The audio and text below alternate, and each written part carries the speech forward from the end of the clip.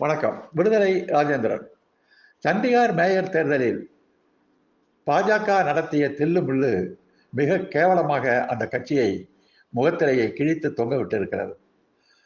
இந்து ஆங்கில நாளேடு இன்று அது குறித்து எழுதிய ஒரு தலையங்கத்தில், மூன்றாவது முறையாக நாட்டுக்கு ஆட்சிக்கு வரப்போகிறோம் என்று சொல்லிக் கொண்டிருக்கிற ஒரு தேசிய கட்சி இப்படி தேர்தலில் தில்லுமுள்ளு செய்வதை கொஞ்சம் கூட எதிர்பார்க்க முடியாது என்று வன்மையாக தன்னுடைய கண்டனத்தை தெரிவித்து இருக்கிறது.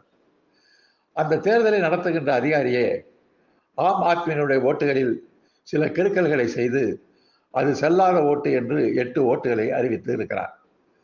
அப்படி ஓட்டுகளை செல்லாமல் அவள் கிறுக்குகின்ற அந்த காட்சி வீடியோ பதிவில் பதிவாகிவிட்டது. உச்சநீதிமன்ற நீதிபதி, தலைமை நீதிபதி, இது ஜனநாயகத்தை கேலி கூத்தாக்கும் ஒரு நடவடிக்கை என்று கூறியதோடு அந்த தேர்தல் அதிகாரி மீது கிரிமினல் நடவடிக்கை எடுக்க வேண்டும் என்று கடுமையாக உத்தரவிட்டிருக்கிறார்.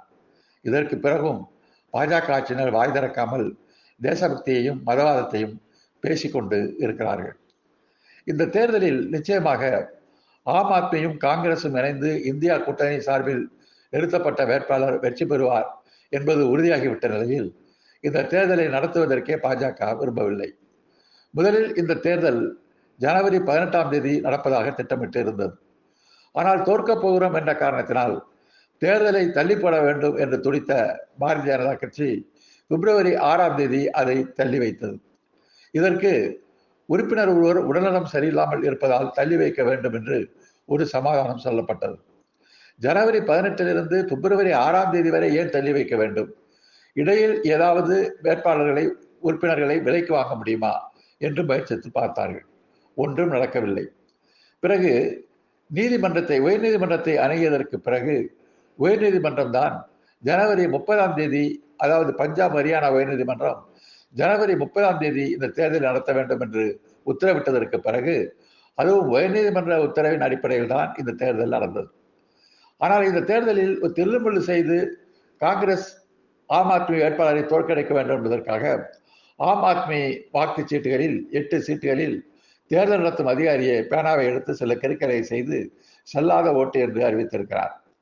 அது மட்டுமல்லாமல் செல்லாத ஓட்டை மற்றவரிடம் காண்பிக்க முடியாது என்றும் அவர் மறுத்திருக்கிறார் என்பதும் இதில் குறிப்பிடத்தக்க ஒன்றாகும்.